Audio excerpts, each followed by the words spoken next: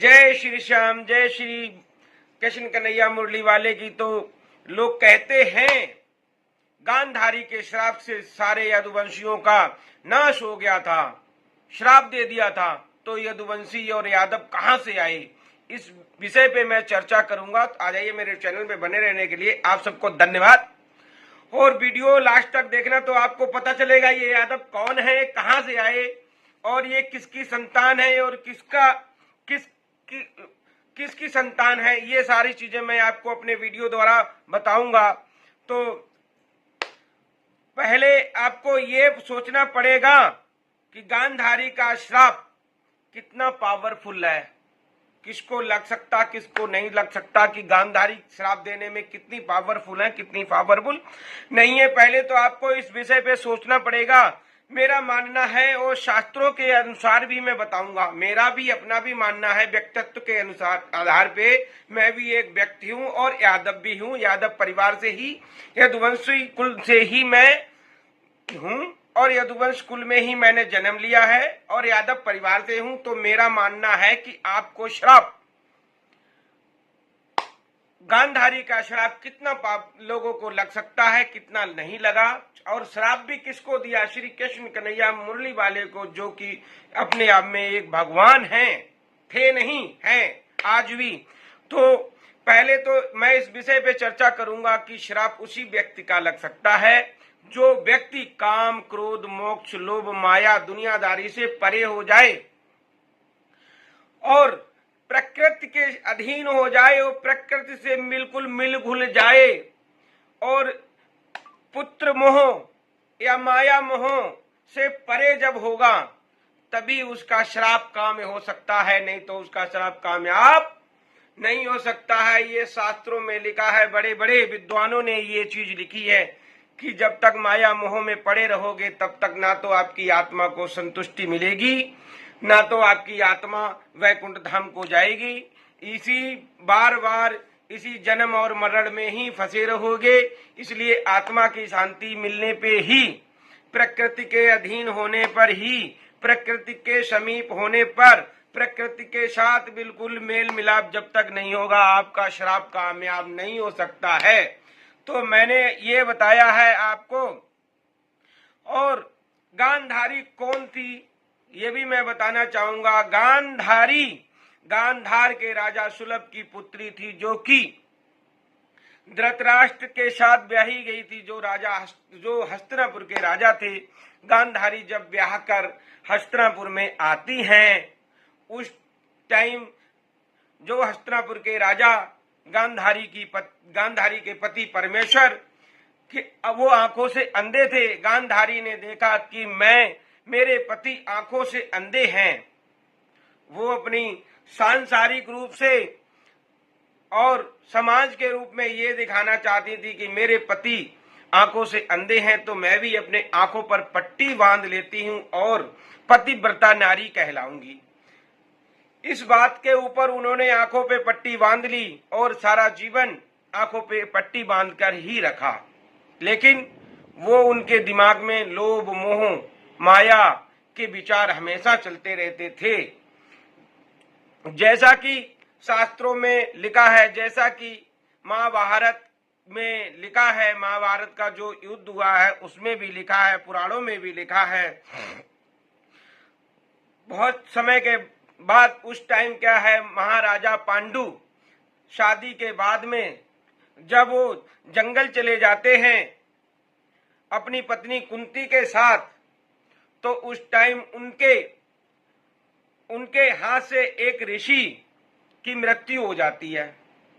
मृत्यु हो जाने के बाद में उनका मन बड़ा ही विचलित हो जाता है। तो वो भी कहते हैं, धोखे से मृत्यु होती है, वो भी कहते हैं कि मुझे संसार में जीना नहीं चाहिए। तो उस टाइम क्या होता है, उन्होंने अपने देव को आराधना की कि हमें भी मृत्यु आए। मृत्यु का उन्होंने अपना प्राण दान का वो रचाया। उसके साथ ही तब उनको भगवान ने बोला कि आपको मोक्ष धाम की प्राप्ति नहीं होगी जब तक आप पिता नहीं बन सकते हो। इस बात पर उन्होंने कुंती से बोला, तो कुंती को भी वरदान था कि किसी भी भगवान को बुलाकर, अब वो भगवान को बुलाकर वरदान प्राप्त कर सकती हैं और अलग अलग तेजस्वी पुत्र उनको प्राप्त हो सकते हैं। उसी हिसाब से इनके 2 पुत्र प्राप्त हुए, जैसे वायु, सूर्य और अग्नि, उनको 2 पुत्रों की प्राप्ति हो जाती है। उस टाइम की बात। और इधर गांधारी भी गर्भवती थी 2 साल से। गांधारी को पता चला कि कुंती के 2 पुत्र हो चुके हैं और कुंती के पुत्र बड़े हो गए हैं, आगे चल के यही युवराज बनेंगे राजगद्दी पे, यही बड़े बड़े हैं तो राजगद्दी पे यही बैठेंगे। तो गांधारी के अंदर मन में विचारधारा उत्पन्न होती है। इधर धृतराष्ट्र ने भी गांधारी को बोला कि गांधारी, तुम्हें तो शिव का, भगवान भोलेनाथ का वरदान है कि आपके 100 पुत्र पैदा होंगे और आपके गर्भ से तो एक भी पुत्र पैदा नहीं हो रहा, 2 साल से तुम गर्भवती भी हो। तो गांधारी ने गुस्से में आकर पत्थर उठाया, पत्थर, और अपने पेट पे तेजी से मारा। तेजी से मारने के बाद में जो रक्तस्राव हुआ, इतना ज्यादा रक्तस्राव हुआ, बहुत ज्यादा सख्त हुआ, तो उसी टाइम वेद व्यास जी ने वो रक्त को 100 घड़ों में रखकर, 100 घड़ों में भरकर रख दिया, जिसी से गांधारी के 100 पुत्र पैदा हुए हैं। कितने पुत्र हुए? गांधारी के 100 पुत्र पैदा हुए हैं। इधर 100 पुत्रों के पैदा होने के बाद में गांधारी, इधर क्या है ना, जब द्रौपदी का चीरहरण हो रहा था, जब द्रौपदी का दुर्योधन चीरहरण कर रहा था, द्रौपदी के भरी सभा में, भरी समाज में वस्त्र उतारे जा रहे थे, चीरहरण करा जा रहा था, तो गांधारी के दिल के अंदर और मन के अंदर एक बार भी नहीं आया कि हमें एक स्त्री, यही एक स्त्री का बचाव कर सकती है। और उसने एक बार भी दुर्योधन को नहीं बोला और दुर्योधन को एक बार भी श्राप नहीं दिया, ना आंखों से पट्टी खोली। उस टाइम अगर गांधारी आंखों से पट्टी खोल कर कह देती, हे दुर्योधन, तू अभी भस्म हो जाएगा, एक नारी का अपमान करेगा। क्यों?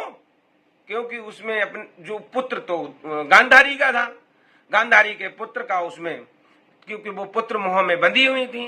धृतराष्ट्र भी पुत्र मोह में बंधे हुए थे। उन्होंने, धृतराष्ट्र ने भी गांधारी को, दुर्योधन को एक बार भी नहीं बोला कि द्रौपदी भी पांडु पुत्रों की पुत्रवधू है।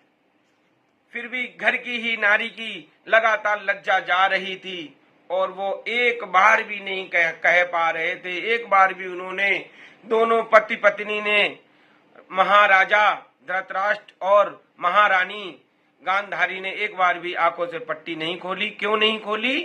क्योंकि उनको पुत्र मोह था। और पुत्र मोह नहीं होता तो वो ऐसा करती। क्योंकि जब इधर तैयारियां चल रही थी महाभारत युद्ध की, उस टाइम इन्होंने दुर्योधन से कहा था कि हे दुर्योधन, तू बिल्कुल निवस्त्र होकर मेरे सामने आएगा, क्योंकि आज रात को मैं पट्टी खोलूंगी और बिल्कुल निवस्त्र होकर मेरे सामने आएगा तो तेरा शरीर एक वज्र के समान हो जाएगा, जिसको कोई मारने के बाद में भी तू मरेगा नहीं, चोट नहीं आएगी। तो एक रानी अपने पुत्र के मोह में अपने पुत्र को तो वरदान दे देती है, लेकिन पुत्र को श्राप नहीं देती है। उधर द्रौपदी का चीरहरण होता है तो द्रौपदी के चीरहरण के टाइम पे अपने पुत्र को श्राप तो नहीं देती, लेकिन वरदान देती है। जब कोई इंसान माया मोह में बंधा होता है, इसका यही अर्थ है जब कोई इंसान माया मोह में बंधा होता है तो उसका श्राप काम नहीं करता। ये बात सभी लोग, मेरे YouTube चैनल के भाइयों, YouTube चैनल के मेरे प्रेमियों, ये चीज आप कान खोल कर सुन लें, क्योंकि मैं भी एक व्यक्ति हूं, इंसान हूं, अपने व्यक्तित्व से कहता हूं और शास्त्र के अनुसार ही बोलता हूं। जो शास्त्रों में लिखा है, मैं शास्त्र के विरोध में कभी नहीं जाता हूं। जो ये मार्केट में, जो ये संसार के लोग कमेंट करते हैं कि यादव तो सारे मारे गए थे और यादव कहां से आ गए,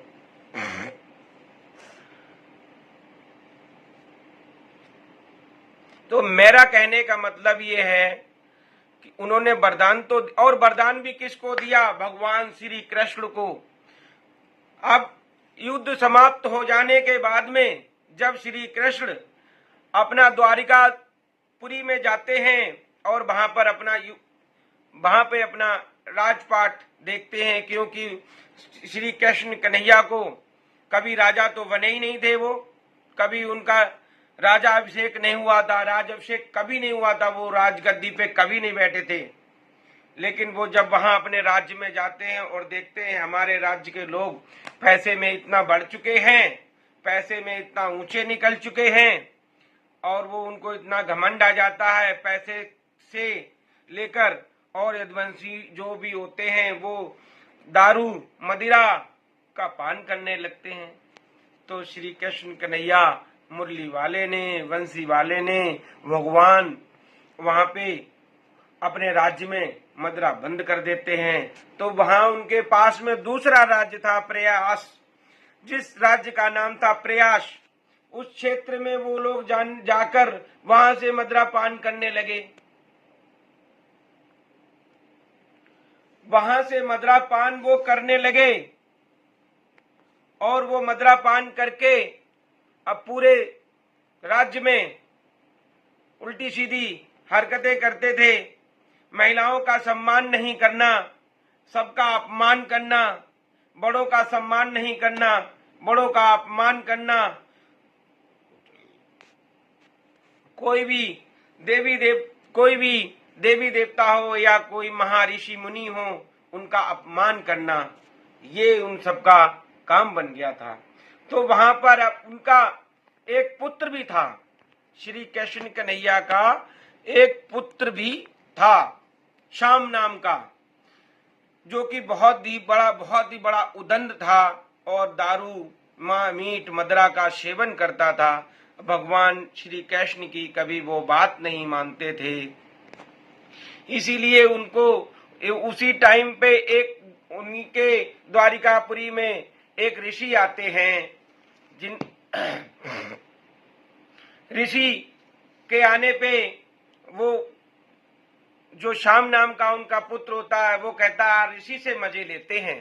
तो सारे उनके जो दोस्त होते हैं, सारे उनके जो फ्रेंड होते हैं श्याम जी के, वो उनके साथ ही दारू मदिरा पी के उनके साथ आ जाते हैं।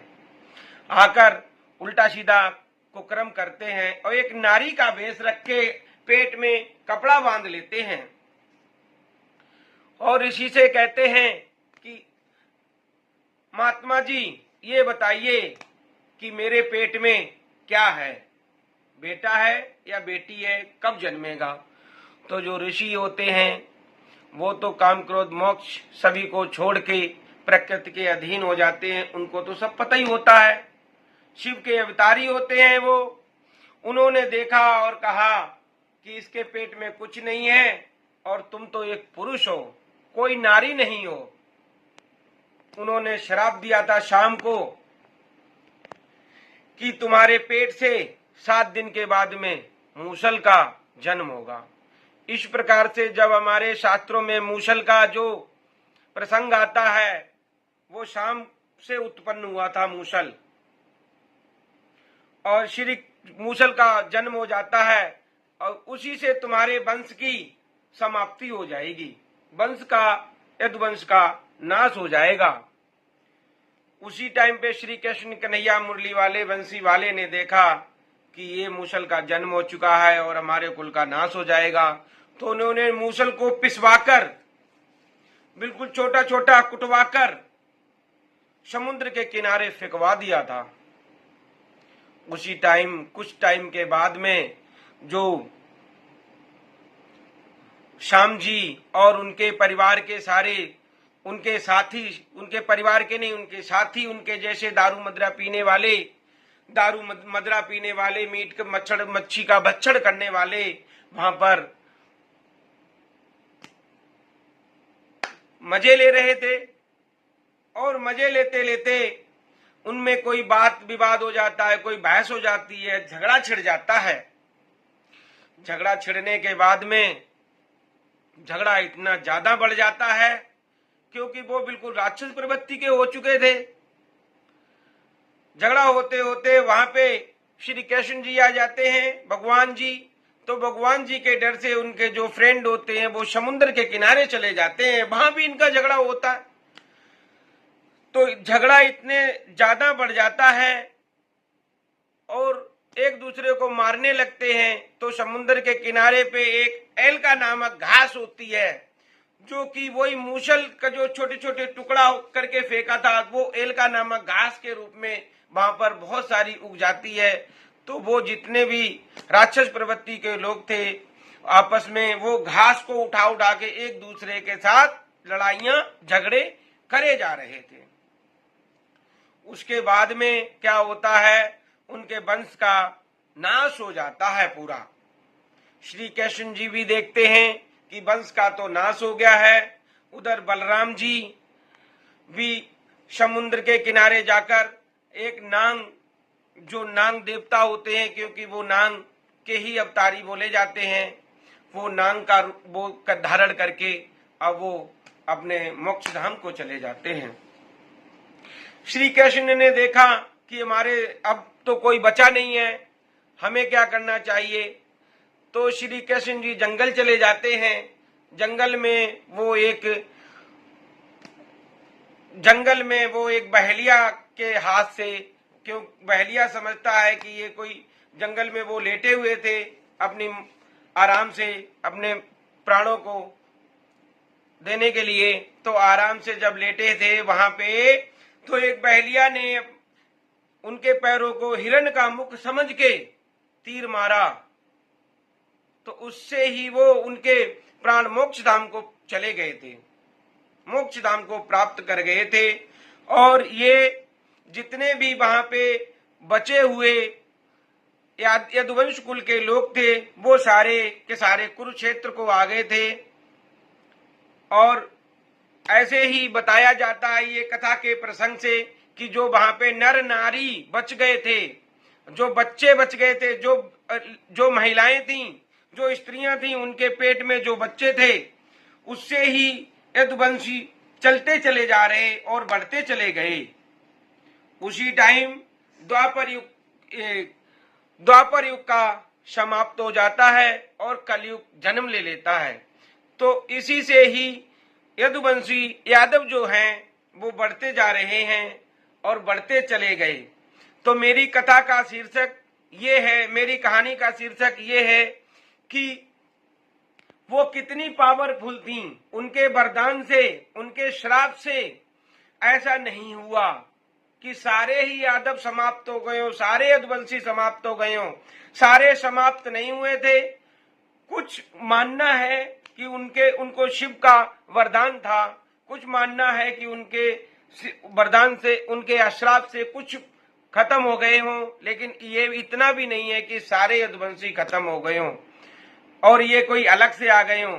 ये जो भी यदुवंशी हैं ये श्री कृष्ण भगवान के ही अंश हैं, वंश हैं, वंशज हैं और यही दुनिया में रह रहे हैं। तो कृपा करके यदुवंशियों पे अत्याचार कोई भी इतना ज्यादा ना करे। ये कोई और नहीं है, ये श्री कृष्ण कन्हैया मुरली वाले के ही वंशज हैं। और मेरे वीडियो आपको अच्छा लगे लाइक करना, शेयर करना, सब्सक्राइब करना मत भूल जाना मेरे प्यारे श्याम प्रेमियों, क्योंकि जो कलयुग में पूजे जाते हैं श्याम बाबा, श्याम खाटू श्याम वाले, वो कहीं ना कहीं कृष्ण कन्हैया मुरली वाले के ही अवतारी हैं। उन्होंने ही इनको वरदान दिया था कि कलयुग में आप पूजे जाओगे तो मेरे श्याम प्रेमियों आपसे अनुरोध है, ये वीडियो लाइक करें।